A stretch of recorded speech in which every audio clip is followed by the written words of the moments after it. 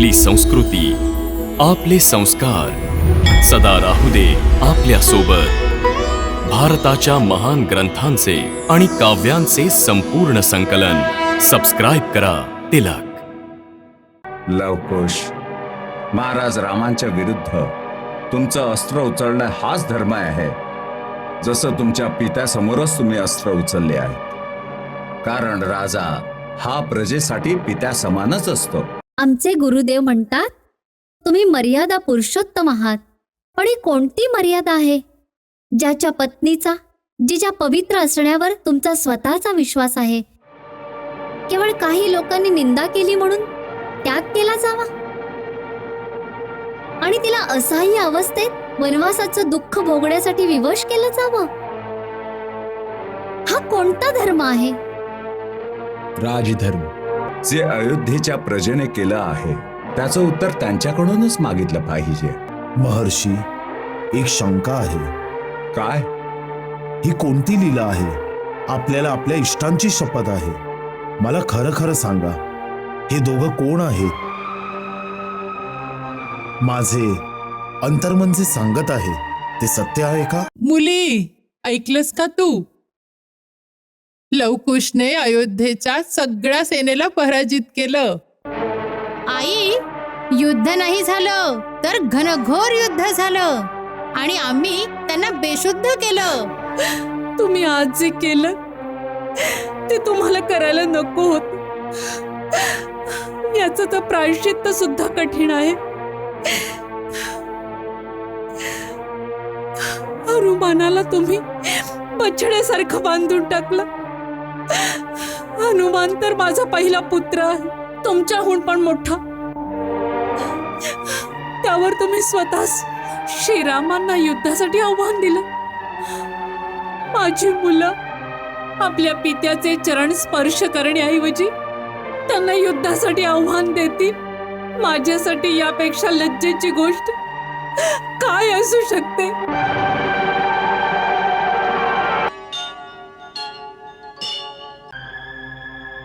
कुश, लव,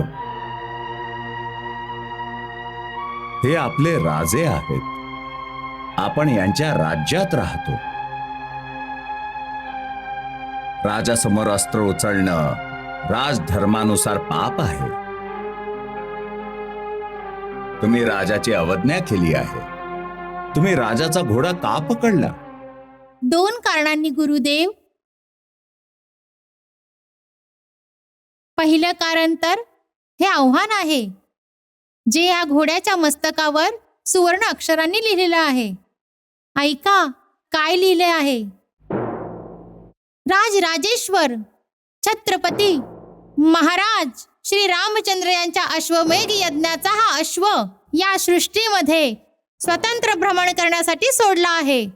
ह्याच्या समोर नतमस्तक होणाऱ्यांना महाराज रामाची शरण प्राप्त होईल आणि जो ह्याला पकडण्याचे दुस्साहस करेल त्याला श्रीराम यांच्या सेनेसोबत युद्धाचे आव्हान स्वीकारावे लागेल. गुरुदेव, तुम्ही शिकवलं होतं की खरा क्षत्रिय तोच आहे जो युद्धाची ललकारी ऐकून पळून नाही जाणार. म्हणून हे आम्ही आव्हान स्वीकारलेलं आहे.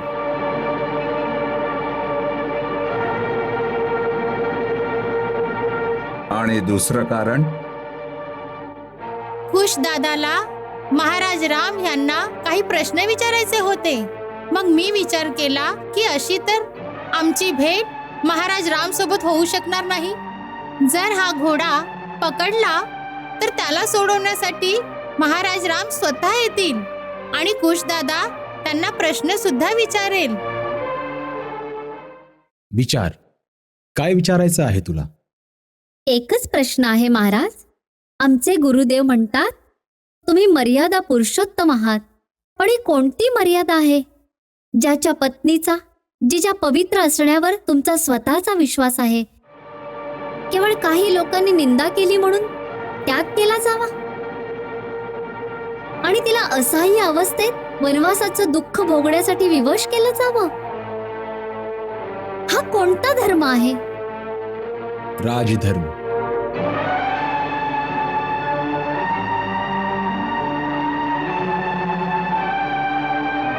एक सामान्य माणसाचा धर्म आणि राजाचा धर्म यामध्ये इतकंच अंतर आहे. एक साधारण मानवाचा प्रथम धर्म आहे आपली पत्नी, आपली मुलं, आपले भाऊ बहीण, माता पिता आणि जवळच्या सगळ्या सोयऱ्यांचे रक्षण करणे, त्या सगळ्यांना सुख देणं आणि जर कठीण प्रसंग आले तर दुःखात त्यांना साथ देणं. पण तोच मानव जेव्हा राजमुकुट चढवून राजा बनतो तेव्हा त्याचा प्रथम धर्म आपले व्यक्तिगत सुख किंवा दुःख किंवा आपल्या जवळच्या सगळ्या सोयऱ्यांच्या सुखादुःखात साथ देणं नसतं, तर राजाचा धर्म केवळ प्रजारंजन हाच असतो. त्याचे सगळे कर्म प्रजेच्या मताच्या अधीन असतात. मग स्वतःच्या आयुष्यात तो सुखी असो वा दुःखी, त्याचं कर्तव्य तर तेच आहे ज्याने प्रजेचं कल्याण होईल, प्रजारंजन होईल आणि ज्यात प्रजेचं मत असेल. हाच त्याचा पहिला धर्म सुद्धा आहे आणि हाच त्याचा शेवटचा धर्म सुद्धा. यालाच राजधर्म म्हणतात. म्हणजे याचा अर्थ असा आहे की अन्याय तुम्ही नाही तर अयोध्येच्या प्रजेनं केला आहे.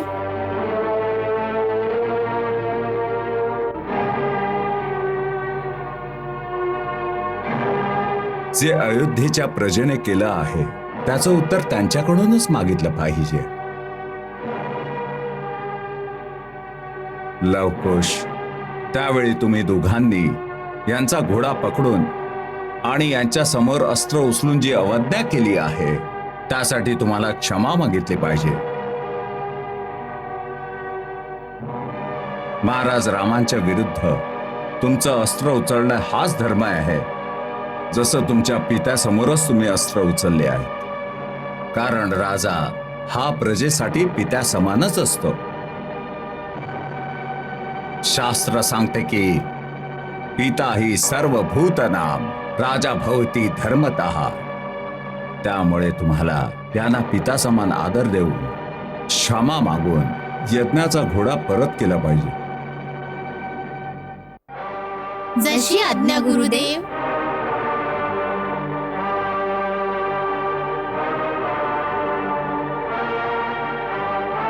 महाराज, आम्ही क्षत्रियांचं कर्तव्य समजून चुकीनं आपली जी अवज्ञा केली आहे त्यासाठी आम्ही आपली क्षमा मागतो. जर तुम्ही आम्हाला कुठला दंड देऊ इच्छित असाल तर तोही आम्हाला मान्य आहे.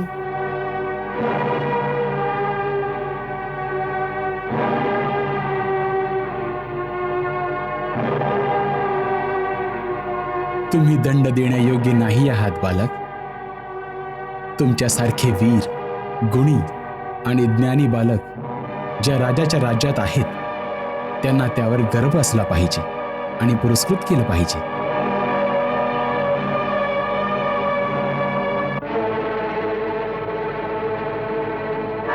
जेव्हा तुमचं शिक्षण पूर्ण होईल आणि जर तुमच्या गुरूंनी आणि माता पित्यांनी तुम्हाला आज्ञा दिली तर तुमच्या दोघांसाठी माझे दरवाजे सदैव उघडे असतील.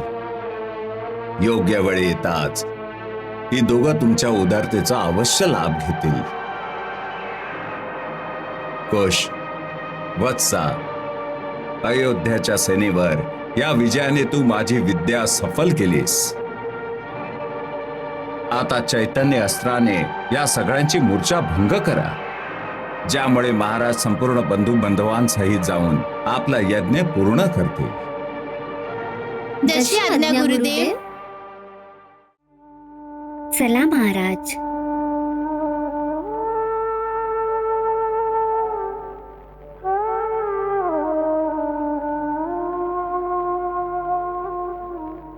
हे पवनपुत्र, बोला महर्षी. आपण यज्ञाचा अश्व घेऊन जा. जशी आज्ञा. महर्षी, एक शंका आहे. काय? ही कोणती लीला आहे? आपल्याला आपल्या इष्टांची शपथ आहे. मला खरं खरं सांगा, हे दोघं कोण आहेत? माझे अंतर्मन जे सांगत आहे ते सत्य आहे का? भक्त शिरोमणी, आपण आपल्या शक्तीद्वारे प्रत्यक्ष बघितलं पण आहे, तरी मला का विचारताय? हे महावीर, भक्तीची शक्ती देवापेक्षा जास्त असते. तरीही माझी प्रार्थना आहे, या गोष्टीला गुप्तच राहू दे. योग्य वेळ आल्यावर मी स्वतःच तुला सांगेन. मी बघतोय की नियतीचा खेळ फारच विचित्र होणार आहे, तरी त्याला एक सुखद वळण देण्याचा प्रयत्न करतोय.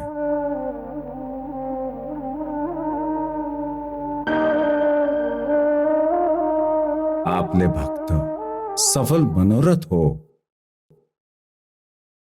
मुली, मुली, ऐकलंस का तू? लवकुशने अयोध्येच्या सगळ्या सेनेला पराजित केलं. काय? अयोध्येच्या सगळ्या सेनेला पराजित केलं. अयोध्येच्या सेनेला? केवळ सेनेलाच नाही, परमपूज्य सगळ्या योद्ध्यांना सुद्धा पराजित केलं. आई, भरत, सुग्रीव, लक्ष्मण, शत्रुघ्न सगळ्यांना दादाने पराजित केलं. भरत, लक्ष्मण या सगळ्यांसोबत तू युद्ध केलंस का? कसं? सोड ना या गोष्टीला. एक छोटीशी लढाई होती, समाप्त झाली. बघ ना, आम्ही तुझ्यासाठी किती कमळाची फुलं आणली आहेत, तुझ्या पूजेसाठी. हे अनुष्ठान तुम्ही लवकर लवकर पूर्ण करा, ज्यामुळे लवकरच आम्हाला आमच्या पित्याचे दर्शन होईल. कुश, माझं बोलणं टाळू नकोस. मला हे सांगा की तुम्ही भरत, लक्ष्मण, शत्रुघ्न सोबत युद्ध का केलं? का केलं? आई, मी अश्वमेघ यज्ञाच्या घोड्याला आश्रमाच्या जवळ फिरताना बघितलं. त्याच्या माथ्यावर सुवर्ण अक्षरांनी आव्हान लिहिलं होतं की जोही ह्या घोड्याला नतमस्तक होईल त्याला महाराज राम यांची शरण मिळेल, आणि जो त्याला पकडेल त्याला त्यांनी युद्धासाठी आव्हान दिलं होतं. म्हणूनच युद्धाचं आव्हान स्वीकारणं आपलं क्षत्रिय धर्म समजून मी त्याला पकडलं. मग काय, त्यांची सेना, त्यांचे सेनापती एक एक करून सगळेचे सगळे धारातीर्थी पडले.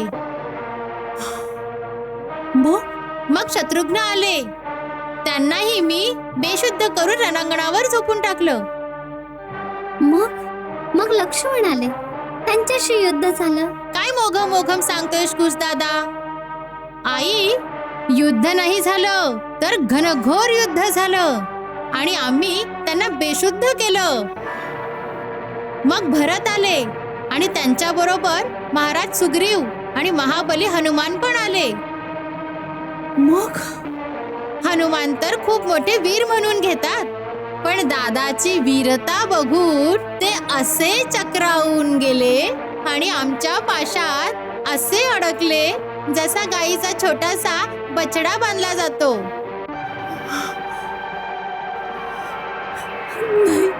हो, आणि भरत आणि सुग्रीव महाराजांनी प्रयत्नांची शर्थ केली, परंतु गुरुदेवांनी दिलेल्या आमच्या अस्त्रांमुळे त्यांनाही धारातीर्थी पाडले. आणि मग महाराज राम स्वतः आले.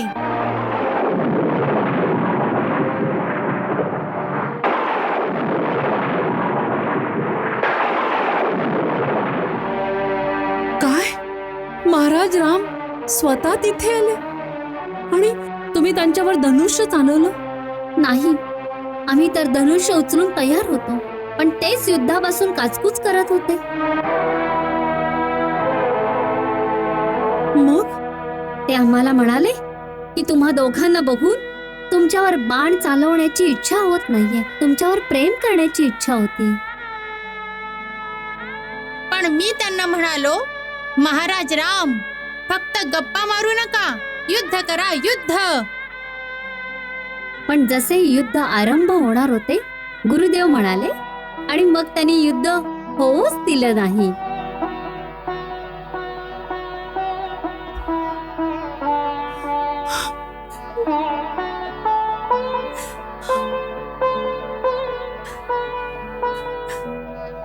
देवाचे कोटी कोटी धन्यवाद की तुम्ही लोक एका मोठ्या पापातून वाचलात. मोठ्या पापातून वाचलात. काय झालं मुली? आई आई आई आई हे काय झालं तुला आई?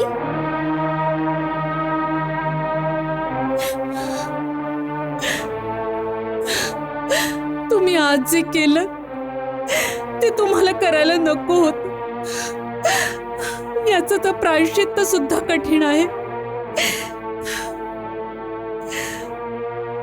हनुमानाला तुम्ही बछड्यासारखं बांधून टाकलं. हनुमान तर माझा पहिला पुत्र आहे, तुमच्याहून पण मोठा.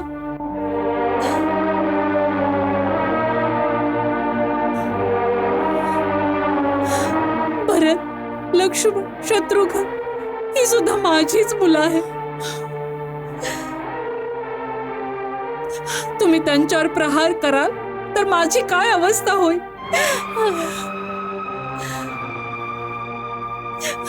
त्यावर तुम्ही स्वतः श्रीरामांना युद्धासाठी आव्हान दिलं. माझी मुलं आपल्या पित्याचे चरण स्पर्श करण्याऐवजी त्यांना युद्धासाठी आव्हान देतील. माझ्यासाठी यापेक्षा लज्जेची गोष्ट काय असू शकते.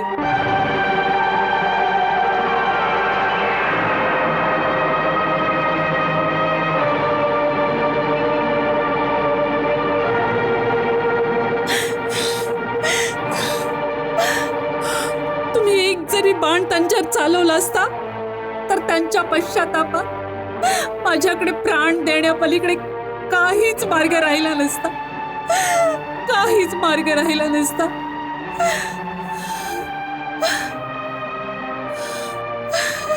हे काय केलं तुम्ही?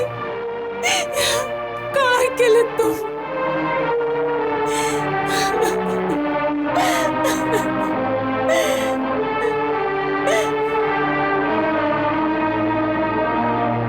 हे तुम्ही काय बोलताय आई? महाराज राम आमचे पिता आहेत. होय मुला.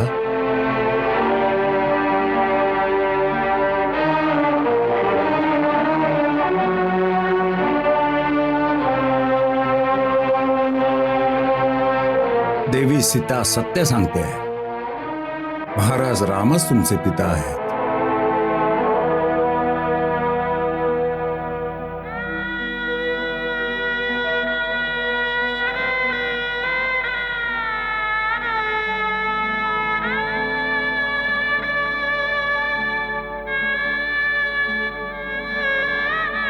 मग काय तूच ती अभागी सीता आहेस का जिला महाराज रामने वनात त्यागले होते? तिचे पती श्रीराम आहे, तिला अभागी नाही म्हणत. माझ्यापेक्षा अधिक भाग्यवान कोण असेल की मी त्यांची पत्नी आहे, की ज्यांची तिन्ही लोकात पूजा होते. मग ही गोष्ट तू आजपर्यंत आमच्यापासून का लपवलीस?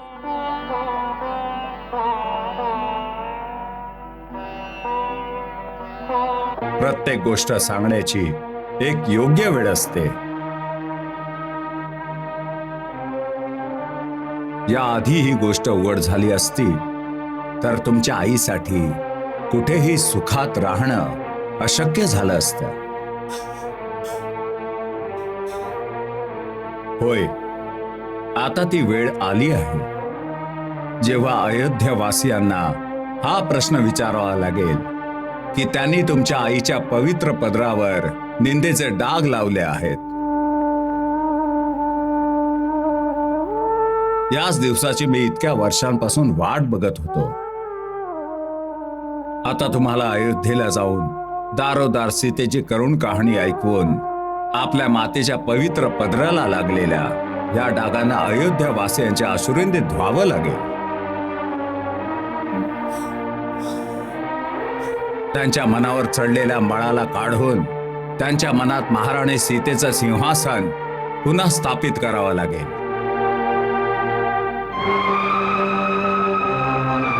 प्रजेचं मत बदलून त्यांना आपल्या मातेसमोर नतमस्तक करावं लागेल, ज्यामुळे त्यांच्या पापाचं प्रायश्चित्त होईल.